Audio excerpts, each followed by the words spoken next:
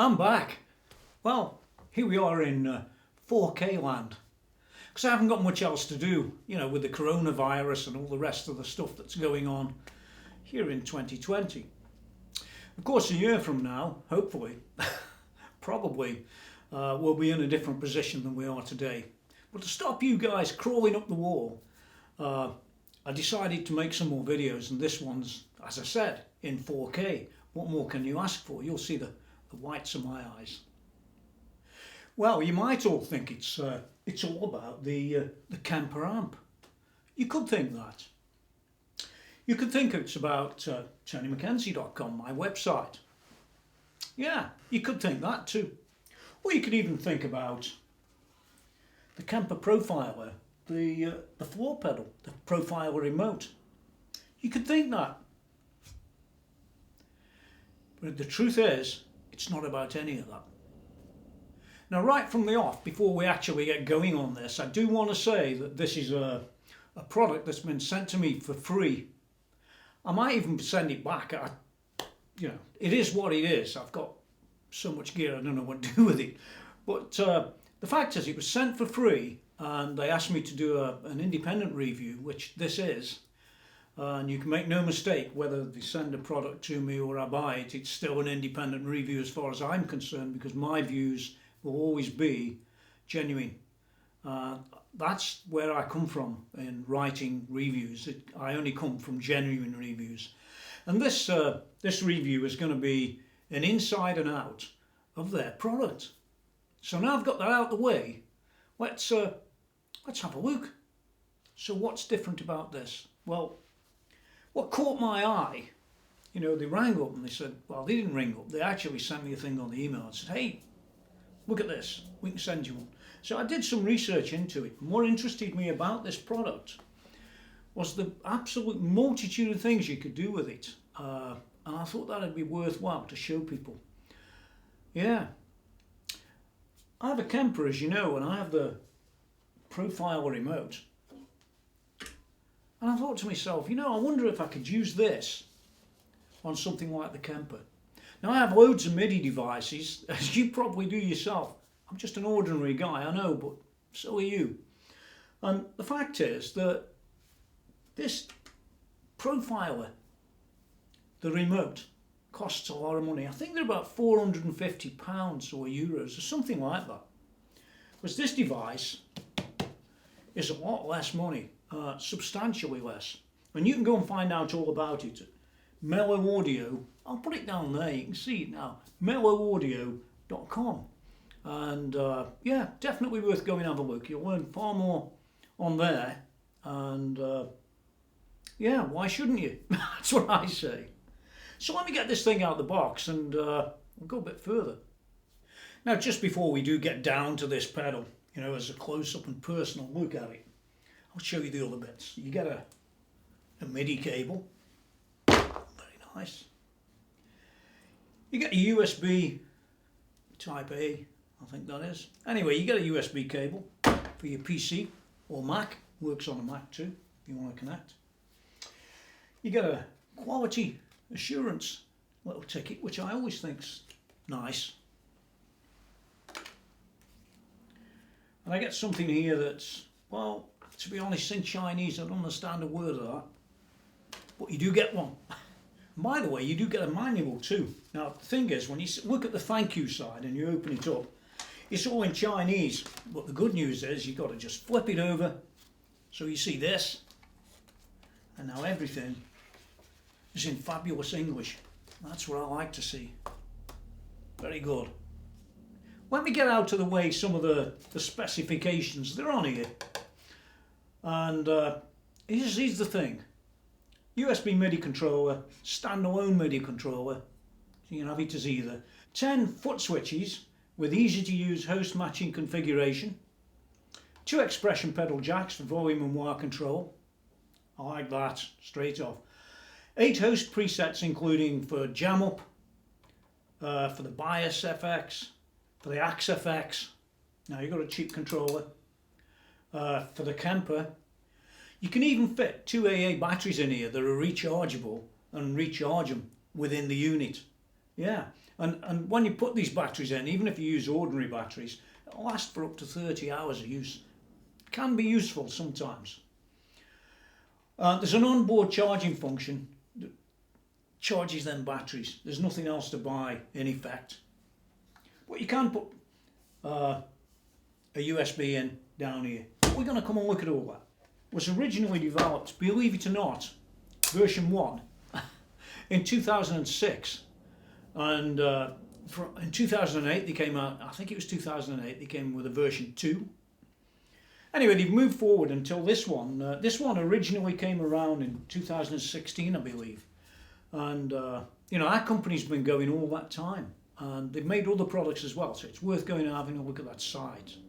So you might take a look at the profile remote for its £450, or you might take a look at this because it can do an awful lot of what that can do. I'm not saying it's exactly the same, but listen, if you don't want to spend all that money, this is a great alternative. But it's also a great unit in it, you know, in its own right. So what we're going to do is we're going to move all this stuff out of the way and have a look really close up at what's going on inside this unit first for the quality.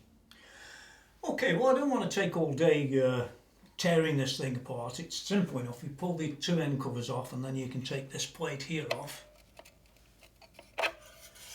which will basically expose the PCB. The PCB basically will lift out with a couple of little things removed from it, so it's all nice and easy to get at. And there you have it.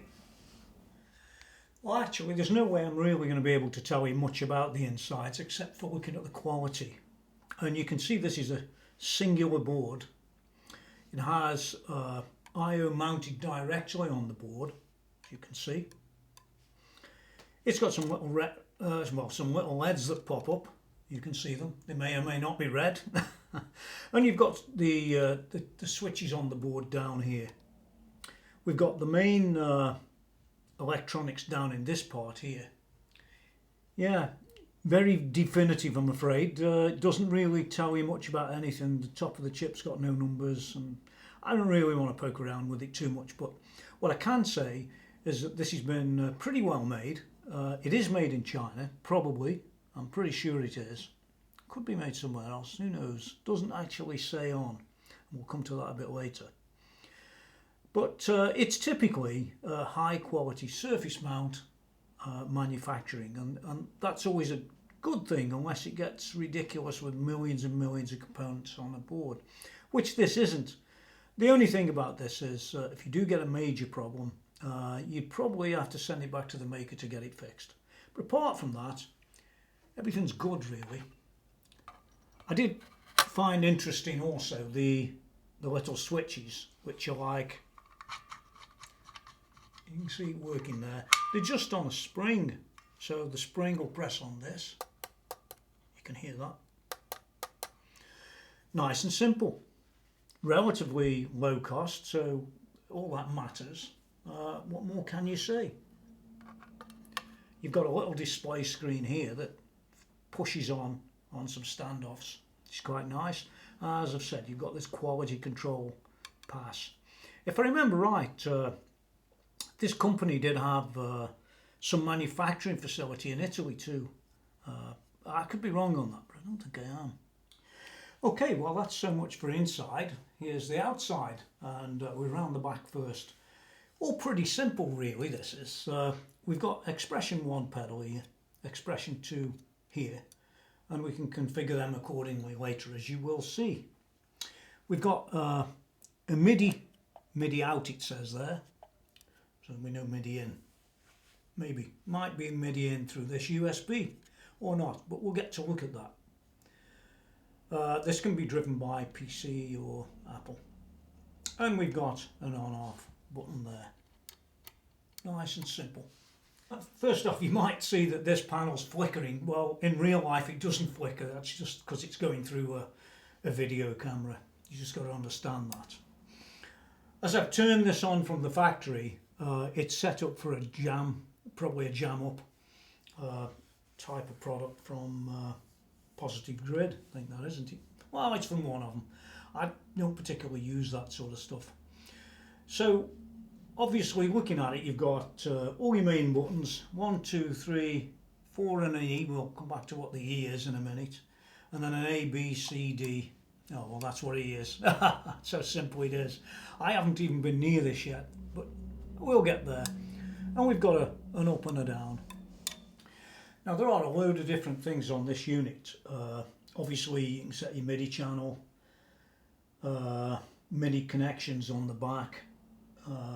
What can I say about that? It's a MIDI cable, it's 5-pin, it's male to male. Connect it to whatever you like and off you go.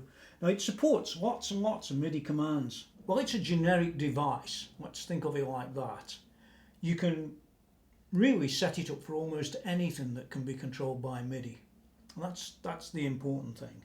What they do is they've really included loads and loads of setups, or you can switch them in and out, these different setups.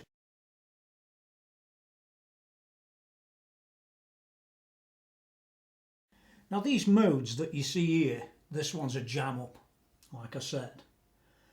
You can also support a pile of other ones as well, such as a bias FX, such as a Kemper, which we're going to take a look at, such as the Axe FX, well, you know how much their controllers are, don't we? The Atom, for the Atomic series of hardware effects, a PC8, which is 1 to 4 and A to D. They're used for sending PC instructions in this mode. So you go 1, 2, 3, 4, A, B, C, D, and there's even an E there, hidden away. But you can switch different patches on your PC with that. That's the intention of that. You've also got a couple of custom modes. Custom mode 1 will send the specific content of a CC control and PC control. You can modify that personally and save it in the custom settings menu. So it can be anything you want it to be that when you're in that custom mode. And that's the same with the custom 2. So you've got 2 extra custom modes, which is pretty awesome really if you think about that. It's for such a small low-cost pedal. Now scarily, to set this unit up for a Kemper, it's all pretty simple. What you do is you press button 3 and turn on. And that was it. Did you see it? It's now a Kemper, KMPA. So let's program it for an Axe FX.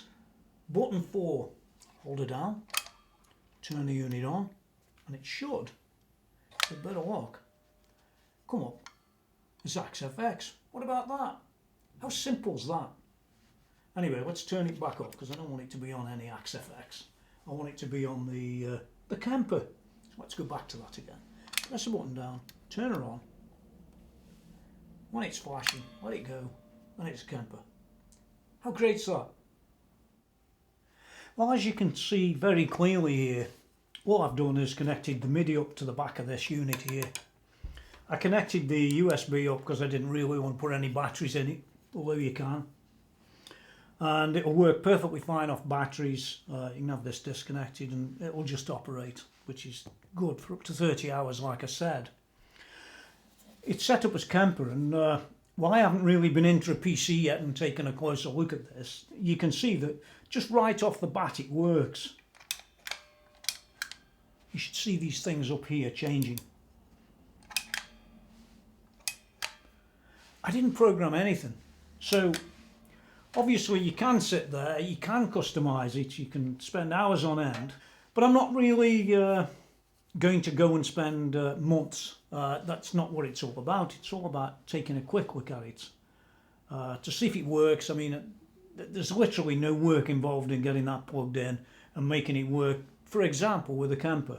Now, if you're going to make it work with other devices, it's pretty obvious that you might have to go and set up the CC codes and the rest of it. And, you know, that's like any pedal. This one's no different than most of them, except that yeah, it just works with these presets, and the presets are, well, very simple to get going. And for me, what you want isn't to be sitting here for hours on end. What you really want is to be sitting here and have it working. That sounds like a plan. Another nice little feature is this one here, where I can take a pedal like an Ector one. You've seen me show you these around on a number of occasions. and it's set up for the Kemper. And if I look down here in particular, you can see that the controller works simply by plugging it in. And I dare say if I plug it into the other expansion, I've never tried it, but there it is, works. So if you've got two of these pedals, it's a very simple matter to get it set up and rocking and rolling. Now hey, listen, I'm not going to sit here all day telling you that everything about this unit is perfect. It isn't.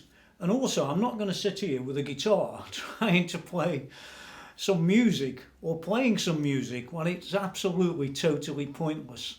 I did go and have a look at one or two reviews, but they were all just playing. This has no tones. It either switches or it doesn't. It's that simple. It's, you know, all the rest of this stuff that they talk about is completely irrelevant, in my opinion. This does what it says on the tin. You can still see up there right now that it switches, and you can't really get much better than that. You can even see the lights switching. Look, you can see it all working. How easy does it have to be? Well, the fact is, it's not that easy. The hardware seems to work just absolutely fine. So, where does it leave me? Well, it leaves me with, first of all, the experience I've had with this product regarding its software and the manual. Well, I've got the manual here, and it does show you a huge amount of things. I'm not going to go into great depths. They're all here.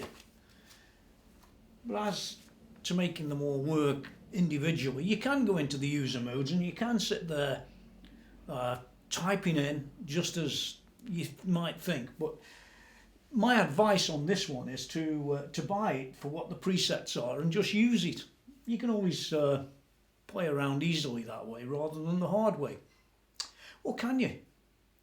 Well, actually, when I first plugged this in and I set it up to work, it kept locking up and crashing. Now, there is a screen on the MeloAudio.com website that shows you updates that you can apply to this. That would be great if they just had it so you could download it, plug it into MIDI, update, and away you go. Well, in my case, that's not the way it worked, and I want to bring this to people's attention because it matters, and I'm sure the manufacturer will actually benefit from my experience too. Well, what happened, Tony? Well, there was a missing file. I downloaded the fix for this, connected everything up. On the first PC it wouldn't connect at all, so that's gone.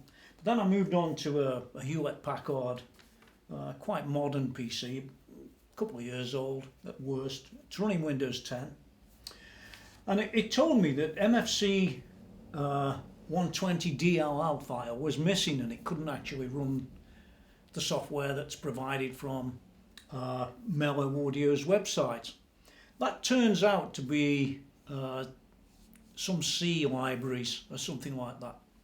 Now I did locate all that, and if you look down in the notes below, you can see the link that I had, direct to the Microsoft site by the way, where you can pull down the 64-bit and the 32-bit of those, and you need to install them both on your PC. Now they're as safe as houses because they're coming from Microsoft. After I'd done that, I could then do the update onto this unit, and it worked perfectly. It was all simple from there on in. So for anyone who does get that sort of experience where you're getting these problems, that'll be what your problem is. Go and follow the link, it will solve it absolutely immediately. Well, what else is there? Well, I do like how it supports unit after unit of different devices on the market, plus your own that you can update with the CCs and all the rest of it. But the thing is, they don't supply, what I'd like to see is some software that you could download that could allow you to change all these settings actually within a piece of software on your PC, easily. That doesn't appear to exist. Now I could be wrong, but I couldn't find it anywhere. And if I can't find it, chances are Neither can you, because we're both ordinary guys. It's that simple. I also think, and it's just generalised comments, that the company that's developed this, it came from being engineers. They were engineers, that's what it said. And they were musicians as well. And, you know, that's all great. And you know something, I can tell. Because what you find with engineers often, the software isn't so perfect. It's great for engineers. It's not great for ordinary guys. And, you know, I didn't see any mention of the software or how it works or anything relating to upgrades and the rest from any other review. And the reason is that's the way they do reviews. They don't do genuine reviews always, do they? But I would like to see some software that will run on a PC, whether it's Windows or Apple. You know, this company's Apple authorized for a lot of stuff, but I'm sure they know what they're doing with PCs as well. I'd like to see that piece of software where you could control this, you know, actually from a computer without all the messing around. So how would I relate to this device? Am I going to get rid of my Kemper switch up here anytime soon? Well, no, I'm not, because I've already got one. And to be fair to it, it does do a better job than what this one does. But this is a different type of product. This is far more flexible than the Kemper one. The Kemper one works for Kemper and that's about it. This one you could almost use on every device you've got if it's MIDI enabled. Almost, I'm pretty sure you could. I could show you hundreds of other things to do with this pedal, but I'm not going to because I don't need to. I think for what you pay, I think it's a really good pedal for the money. You'll always get the odd bit of a problem with MIDI type of products. It's just a fact of life, I think. So how would I rate this one? You know, overall, bearing in mind the cost, it's less than $200 and you can probably buy it cheaper than that by a long way if you fish around. I would rate this at about a 7 out of 10. The reason it's a 7 out of 10 and not a 10 out of 10 relates to the software and the simplicity of upgrading and the problems that I've had. Remember, it's a personal review. I can only equate to the problems that I've seen. And I don't think my problems are any different than anybody else's. In fact, they're probably just like yours. So there you have it, the MIDI Commander from MeloAudio. And I think they did a great job. It's really well made as well, and that's a very important thing. Well, if MeloAudio want this unit back, I'm more than happy to ship it back. By the way, this review's in 4K. Yeah, really in 4K. It's going to take a long time to do. And I hope you guys don't mind me not bothering to plug in a guitar just to prove that it switches channels when you can see that anyway. But there you go. There's the review. This company does a load and load of other stuff. So don't forget, you really need to go to MeloAudio.com and I'm sure they'll love to see you. They love to see you. In fact, tell them Tony sent you. And no, I don't make any money from that. No.